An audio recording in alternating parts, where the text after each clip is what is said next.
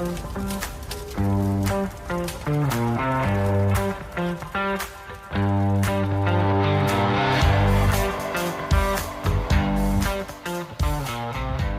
and welcome to Fire Headlines, where we cover the hottest topics in fire service news.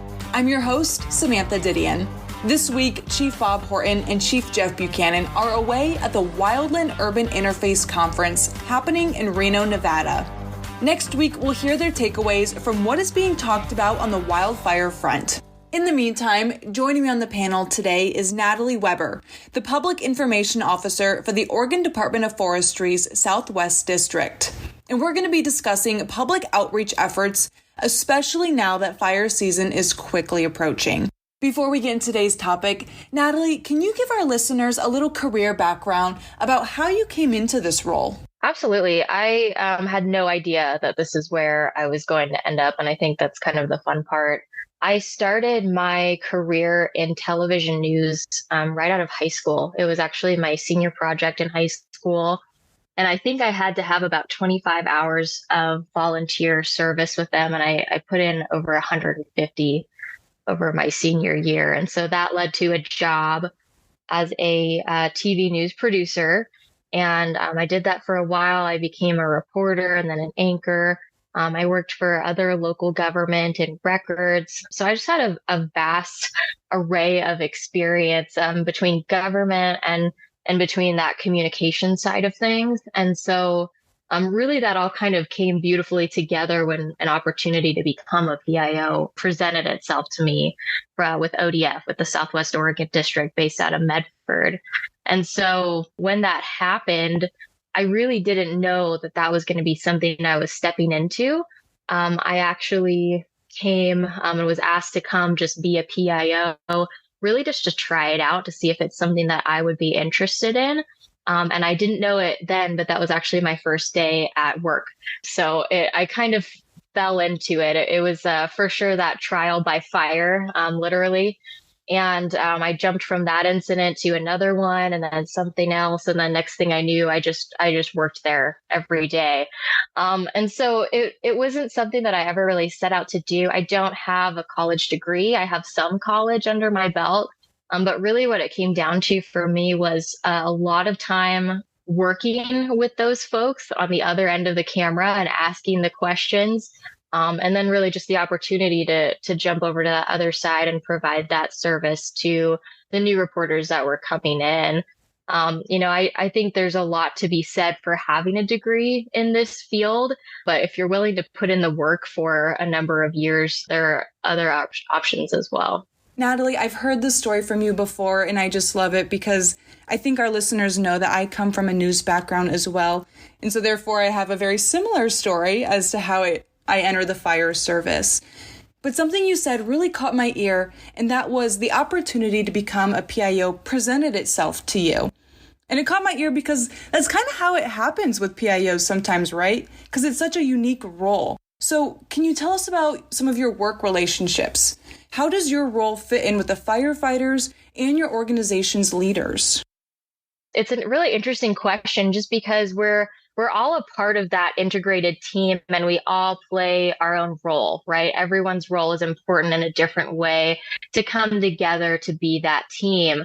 But I myself, I'm kind of an island, really is how I reference it, just because a lot of my work is so different than everybody else's. And so I need that information from dispatch, from, our IC on the ground, from, the maybe emergency management, sheriff's office when it comes to evacuations. So I'm looking for all of the pieces to, my own personal puzzle, what I'm trying to get out to the public and what they need to know. But I do spend a lot of time with firefighters out on the ground. And I try to, just because in that way, I can really know what's happening. I can see it with my eyes and I can better describe that for people and let them know the things that they need to know, especially when it comes to evacuations. You can just kind of feel that energy when you get on scene. And I think that's been really instrumental to the work that I've done and been able to do, really just getting in the middle of everything and learning as well, right? Because I had to learn fire when I got here. I knew the communication side of the business from my experience in journalism, but I really didn't know fire, and I didn't know what a Pulaski was, and just all sorts of things that to a firefighter, it's like, oh, this is my everyday. I really tried to be on scene as much as possible, interacting with those guys and gals out there to know, I'm telling their story and the work that they're doing. And so if I don't know what that is, or I can't really describe that, then I'm doing them an injustice. I'm doing our communities that injustice of really not letting them know what's going on and what services we're providing. And speaking of communities, we're entering fire season here in Oregon. What public outreach efforts have you been going through so far as we're just getting into fire season? Spring is always that prepare time. And there's never enough time to do it. Whether you're talking about cleaning up your home and doing that defensible space, or you're talking about, for me, reminding people that they need to be doing that work. And now's the time to do it. So I spend a lot of time focusing on that in the spring, just because I think everyone's feeling that push of fire season's coming and I need to clean up my yard, or I need to do my debris burn, or take this stuff to the dump, whatever it is. So, it's kind of a tiered approach. There's things that I'm doing right now that, people need to be aware of for this particular season. And that, looks, community events, or maybe a Facebook post of, hey, we're doing this cleanup work as a reminder, you can be too, and it's going to put you ahead, to things that are more fire season focused. For the last couple of years, I've been able to work with Keep Oregon Green to do a number of different public service announcements with our local television stations, all really about fire causes and how we can prevent fires for the fire season. And in the last couple of years, it's really started to gain momentum to the point where now it's actually a statewide effort. And we work with Portland Media Market, we work with Eugene, Medford, all over the place. And it's been a really great experience for me personally, just because that's kind of where I come from. So it feels very familiar and fun to me, but also a really great tool to be able to get out that messaging in the heat of summer, when we need people to be aware of the fact that, parking a hot car over dry grass can start a fire. Just things that people don't even think about, right? And so having that messaging in place when, it's the actual pertinent time really is something that we focus on. And that takes a lot of planning. So we do that in the spring on top of, hey, what should you be doing now? So it really is that tiered approach. And honestly, wherever we can find time to do that, preventative information and messaging and working with our communities about what that looks like, we do. So for smaller fire departments that might not have a budget for a public information officer, what are some of the top public outreach tips that you believe they should be doing? Because we know they can't dedicate as much time towards it as a public information officer possibly can. Yeah, I feel like most departments don't have the PIO, and I'll call it the luxury of having a PIO, right? Someone who is just going to take that off your plate. I feel like that's really what it's become. Before it was seen as something of like, oh, PIO, off to the side doing news interviews. That's great if you have that. Now, if you can get your hands on one, you're like, thank God, someone who's going to answer those hard questions. So I think if you don't have one, obviously I know that you're probably already wearing 5 other hats. And that's a lot to do. And the last thing you're thinking about is that PIO piece, or maybe you're thinking about, you just don't know how to tackle that because it seems like a big, scary thing. But I think, first of all, the very first thing I would say, and not because I used to be a reporter, but because it's true, is when you get those phone calls from reporters about an incident that you have, answer them every time to the very best of your ability. And if you can't, then let them know, hey, sorry, I'm busy. I will get back to you ASAP. Because having that relationship is key. I have a lot of reporters that I work with, and I've never had one of them upset at me if I put them off.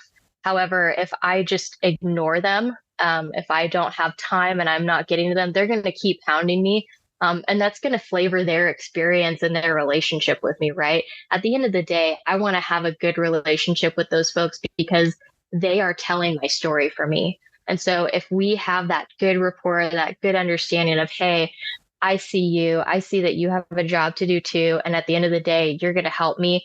I prioritize that and they see that and they feel that. And really, that's what helps fuel that those good news stories or the, just really the opportunity to tell your story sometimes. So I think that's number one for me. And I've seen that, it's like we hardly have bad press and it's because you have those stories you have those relationships. And when you do, if something comes up, instead of, seeing it on the news and now you're trying to respond to it, those reporters are going to call me and be like, hey, I heard this, is that true? And they let me work with them on that. So I would say cultivate those relationships. And that starts with answering the phone or just acknowledging them in that sense. Beyond that, I would say find the way that you can connect to your community. It may be through the news, but find a way to tell your story, not through someone else. For some places, those folks are on X or on Twitter. For other places, it's Facebook. Here in Southern Oregon, these communities really rely on Facebook, and that's where most people congregate for that information. And so that's the tool that we use the most, honestly. And so find the way, the popular thing in your community, if it's next door, whatever that is, if it's just your website maybe, and you can draw people to your website, find that way where you can tell your story and then make sure that you're doing that on a consistent basis. I think at the end of the day, it doesn't really matter what that story is, as long as you're showing them that, hey, you're here in your community, you care about it. And these are the things that you're doing for them. I think that is really underrated.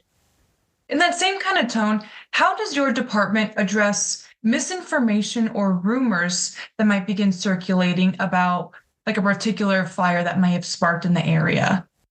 Yeah, that's a really tough one. And honestly, this is a terrible answer, but it depends on the circumstances, right? There's always going to be the people who think that they know something and they're going to go tell their neighbor who's going to tell their neighbor. And obviously, you can't go down the line and talk to all those people. I think there are definite things that you should touch and things that you shouldn't. For example, we see a lot of the time, people always want to know the cause of fires, right? That's always the first question. What caused this fire? And in most cases, that's the one question that we really can't answer to protect the integrity of that investigation. And so it's a tough line to walk of just constantly saying, well, it's under investigation, because then people get tired of that too. And they start making up things and somebody sees something or they hear something and, oh, that must be it. And next thing you know, you have this full blown, everyone knows that this is the cause when, maybe it is or maybe it isn't. What I would do to address something like that is that's a comment on Facebook. I would answer that comment and say, we're working on this investigation right now. We can't release the information because if this goes down the line to court, we need to keep that close to the vest so that if there needs to be some sort of correction or if we need to have cost recovery for this, for example, that's not hampered by putting this information out there now. And I feel like a lot of times once you explain that to one person, you explain it to a lot of people because they'll see that comment and that answer. Sometimes that clears it up for you right there. If it really is something that's getting wildly out of control, first, I would ask yourself, is that something that you need to address? Is it impacting the way that people see your department and your people? Is it changing interactions that you have with people? If it is, then I would say, yes, go ahead and address it. If it's not, and you feel, oh, this is going to blow over tomorrow when we have something else or when, something else happens, then don't waste your time on that. I think you'll be able to feel the gravity of that situation pretty easily and be able to recognize that. But if not, there's nothing wrong with putting out a post and saying, hey, we've been hearing this a lot in our community. A lot of people have been asking us this question. And so we want to address it. And here's the information. So Natalie, you were mentioning social media. Can you dive a little bit deeper into how your department utilizes social media and even other digital platforms to relay some of this information to the public? Absolutely. Social media is the first thing that I turn to when we have an emerging incident, just because it's something that everybody or most everybody is on these days. And it's where they kind of expect to see that information, right? At the same token, a lot of our reporters are watching that and they're watching our page for that as well. So it's really kind of become that catch all place and tool where I can get information out to the public and to our reporters and news media that I need out right now. A lot of the times in the summer, if we have a fire, the first thing I'm doing is confirming that information. And I'm posting happening now. We're responding to this reported fire at this location with these resources. If we have any sort of game plan moving forward, maybe we know that, it's approximately 5 acres and growing quickly. So, next thing I'm going to be talking about is the other resources that we're ordering. And then from there, a lot of the times I'm going out to the scene and being ready to update that. I think what's important about using social media for incidents is that a lot of them are fluid, right? They're going to be changing. And so keeping up with what's going on in the incident on that same post is a really great way to tell your story as it's happening. A lot of times what I'll do is I'll write that initial post for an incident, and then I'll, time has gone by. I've gotten there, talked to the IC, worked with some reporters. We've learned new information. I'll edit that post and say, update. Firefighters were able to stop the fire at X acres, and we're working on mop up, and there's an investigation ongoing, something like that. One, because the people who are following that post then to figure out what's going on, they're going to see that update and not lose it. And, maybe a different post that maybe they do or do not see. The other reason is that a lot of times these days, reporters, when they're doing stories on their website, they'll embed that post. And so if I write a completely separate post for that, they're going to miss that information and it's not going to auto populate in their post versus if I just update the first one that I did. So that's really the main way that I use social media for my specific agency and district, just because it's become such a great tool to get out that emerging, information for folks.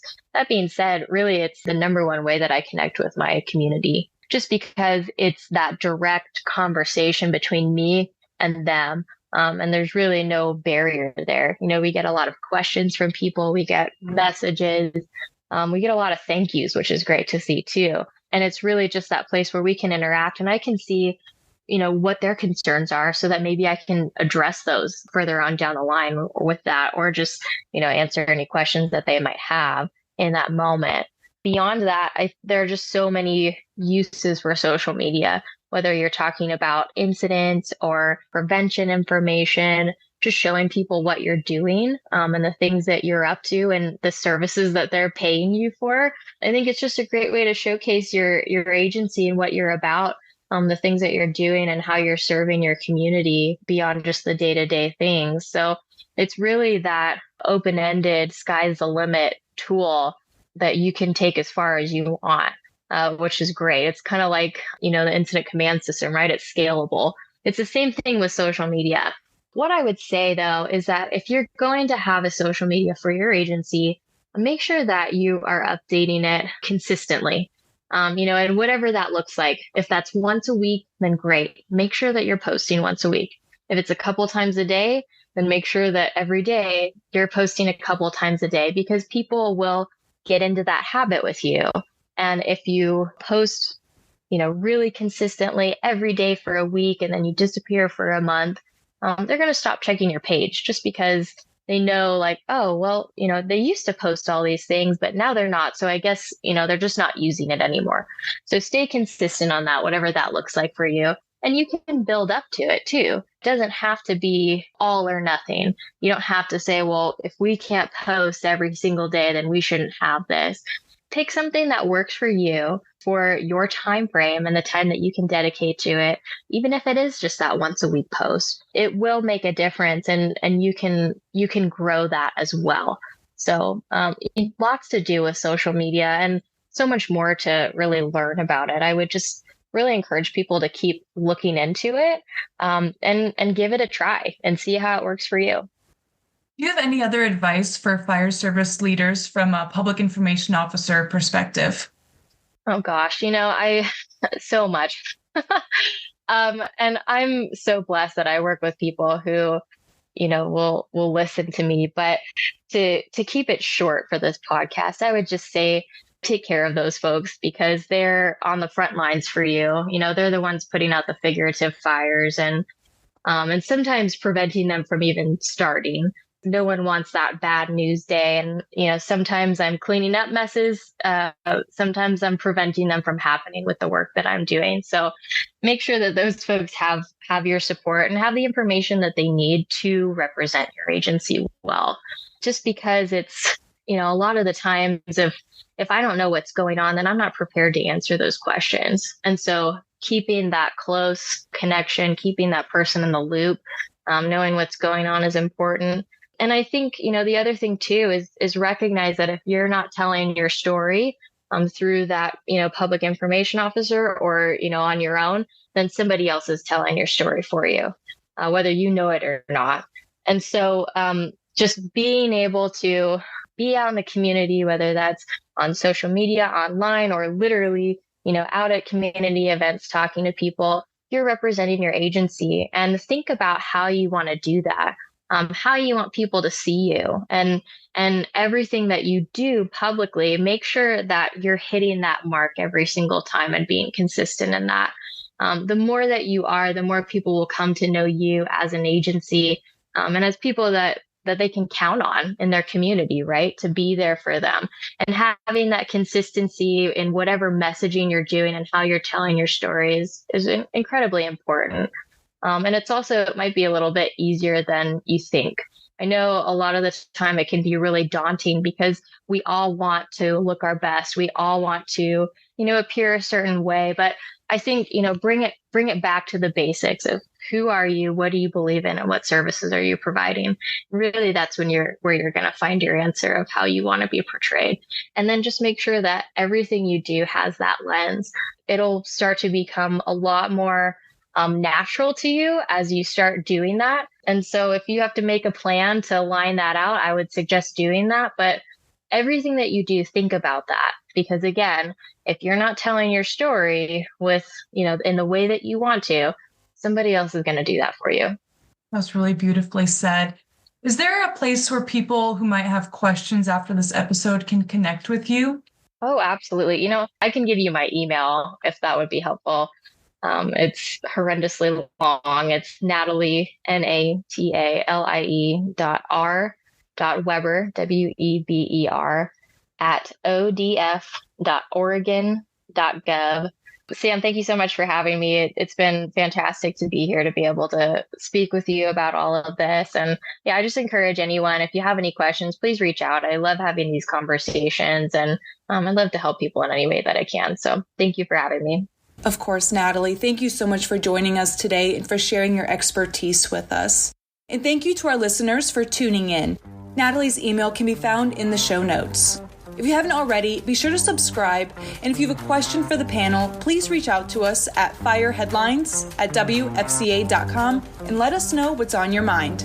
We'll see you back here next week for more Fire Headlines.